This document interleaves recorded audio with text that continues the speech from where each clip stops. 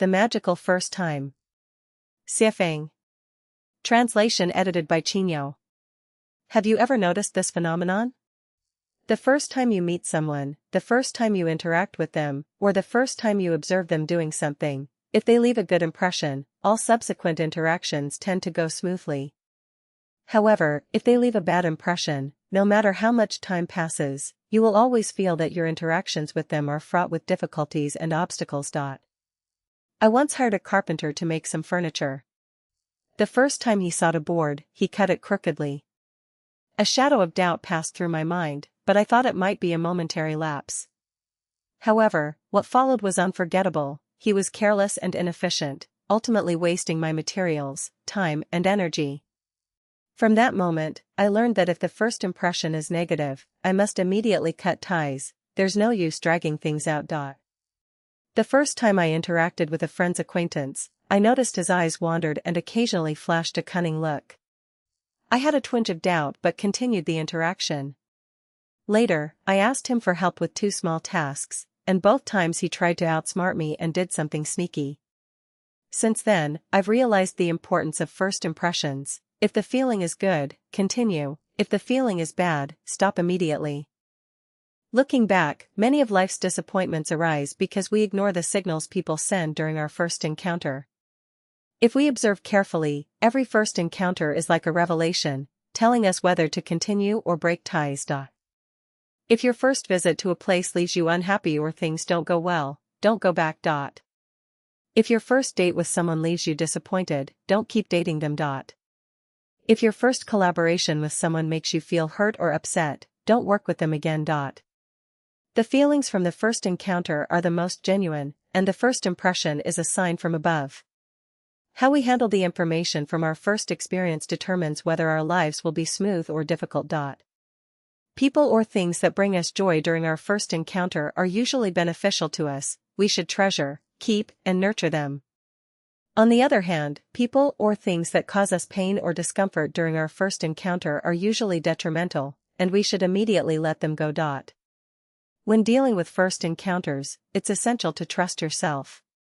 This isn't about experience, wisdom, knowledge, age, or gender.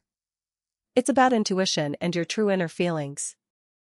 Don't rely on the advice or warnings of others, whether they are masters, scholars, great figures, friends, or elders. They can't feel what you feel in your heart.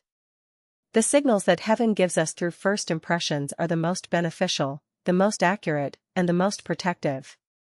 You shouldn't rely on your own experience or wisdom to judge but should listen to the insights and guidance of your feelings. Regularly ask yourself, does he, or she, or it, make me feel comfortable? If the answer is yes, treasure it. Don't listen to others' evaluations, nor to the reminders of well-meaning people who say, I'm doing this for your own good. Only you know what you feel, others don't. We're often taught, unite with everyone who can be united, tolerate those with opposing views, be as inclusive as possible, believe people can change, and be patient, they'll come around. These are all misguided ideas. A person's transformation requires hundreds or thousands of years of cultivation, and patience belongs to the divine, not to us. We have only a few decades to live, and it's a painful waste to spend that time waiting for others to change. We should seek out people who bring joy and happiness to our lives. Why endure long-term mental torment and emotional abuse? Birds of a feather flock together. Ignorant people gather with ignorant people, worldly people with worldly people, mortals with mortals, sages with sages, and celestial beings with celestial beings. When they're together, even playing in the mud can be fun. But when sages are with worldly people, or celestial beings are with mortals, no matter what they do, it brings only suffering. Even if they're sharing love, it feels deeply uncomfortable. Everyone's life structure is different. Water and milk can mix, but water and oil can't. Pigs stay with pigs, sheep with sheep. People should be with those whose spirits resonate with theirs.